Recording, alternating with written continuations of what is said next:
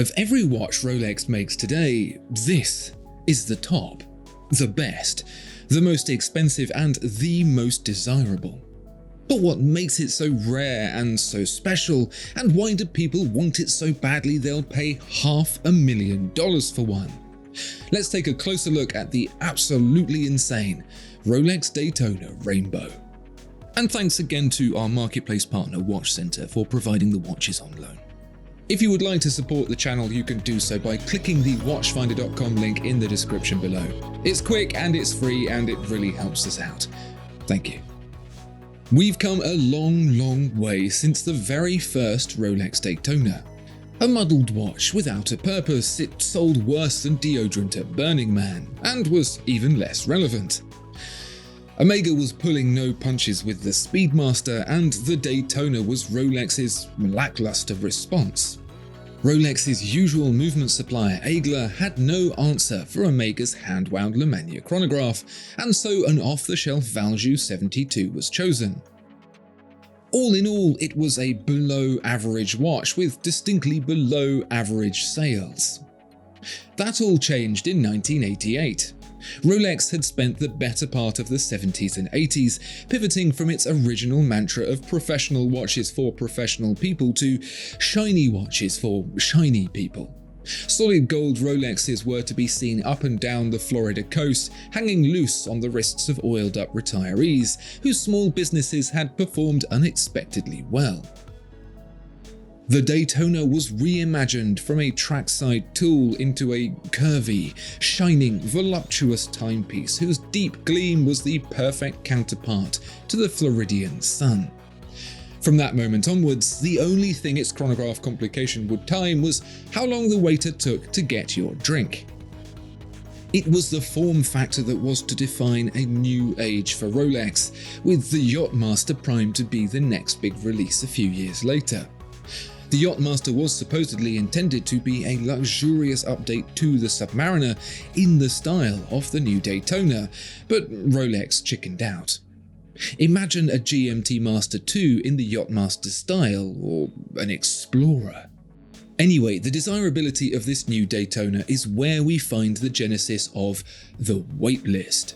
By the 90s, the queue to get a Daytona was 2 to 3 years long for the basic steel model. Today, things have ground to such a stop that our waitlist satellite navigation won't even give us an estimate. Some say 10 years, some say 15, and as far as most of us are concerned, that may as well mean never. For a handful of people, by which I literally mean the number of people I can fit into my hand, there aren't just stainless steel Daytonas or even special edition limited Daytonas. There's a whole other catalogue. These are the off-menu items, the secret burgers you can only get if you know the password. And the password is your bank account number, which needs to be deposited en masse into Rolexes. Rumour has it you need to spend over $500,000 with Rolex to get access to the secret catalogue, and when you think about that, it's no easy feat. Not just because you'd need to have a $500,000 watch budget, but because not all Rolex watches are eye-wateringly expensive. If the first you buy is $10,000, the second $20,000, and so on and so forth, it's going to take a lot of purchases to reach that magic number. But there's a twist. The most expensive watch you'll find on Rolex's public catalogue is the Platinum Day-Date with diamond set dial and bezel, with an RRP of something around $140,000. The Rainbow Daytona, surprisingly, less. Rolex doesn't place a premium on the rarity of the model, and so it costs a rumoured $96,000. Being so incredibly rare, however, the Rainbow, in production in some form or another since 2012, gets a big premium when it changes hands. It's been as low as RRP, as high as $1 million, and currently splits the difference at a cool $500,000.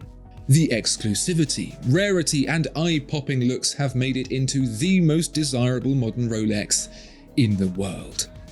And I get to play with one. So what is the Daytona Rainbow actually like? First off, despite the LSD-laced candy looks, the most startling thing is the weight. That's solid Everose gold, case and bracelet, and although it doesn't tip the scales at the same heft as the incredible platinum Daytona, it still takes a moment of recalibration to come to terms with a watch weighing quite so much. If you're concerned that you have one arm slightly shorter than the other, this is the watch for you. It'll fix that in a minute. Of course, the dominating visual factor on the watch is the namesake rainbow of gems set around the bezel. Those are sapphires, baguette cut and set by Rolex in-house. Why mention that Rolex sets them? Rolex has set its own gems for a while now, a skill set that's probably the most demanding aspect of the entire watch. By comparison, Patek Philippe was outsourcing this skill set until late 2022, when it bought the company that does it for them. Each of the sapphires is internally flawless and chosen for its exact shade. This would be a monumentally easier task if Rolex had used lab-grown sapphires, but of course it wants to play the game on hard mode and insists on them being both natural and responsibly sourced.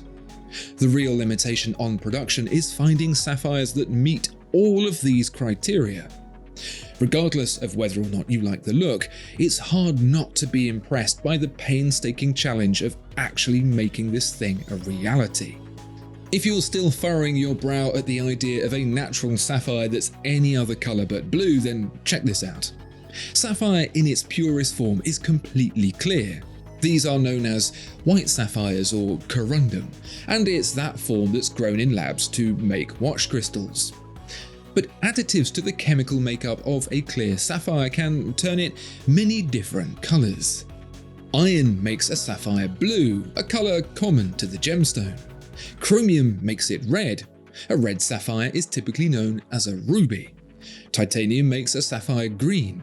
That's not the same as an emerald, however. And so pure corundum can be transformed into any colour you like with just a hint of the right chemical. An upgrade for 2018 was the inclusion of matching hour markers, mirroring the bezel hue at that particular point. And then, just because, the case gets 56 brilliant cut diamonds too. A personal favourite touch on this watch is the inclusion of the gold crystalline subdials. Now, I can't find anything on the process of making these or what they're made out of, but they remind me of the crystalline pattern of the zinc coating on galvanized steel. Forming gold crystals is difficult but not impossible, requiring very slow cooling, and the difficulty may explain Rolex's limitation to just the subdials. I like it. There's an otherworldly feel about it, like the Wittmann-Statten pattern found in meteorites. Put it all together and you get the most expensive and desirable modern Rolex in the world, with customers like John Mayer and Mark Wahlberg very visibly seen wearing them. Some people say it's gaudy and tacky, and certainly it's not subtle, but I do think it's the kind of out there thinking Rolex needs to continue to remain relevant. It's all very well and good that it's big now, but it's that kind of complacency that'll stop a brand dead in its tracks. Remember, Omega and the Speedmaster used to be number one. Not anymore. Now it's this.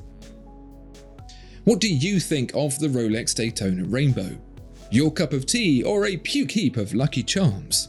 Let me know down in the comments below. Please also like and subscribe, and to really help us out, take a moment to click the watchfinder.com link in the description. Thanks very much.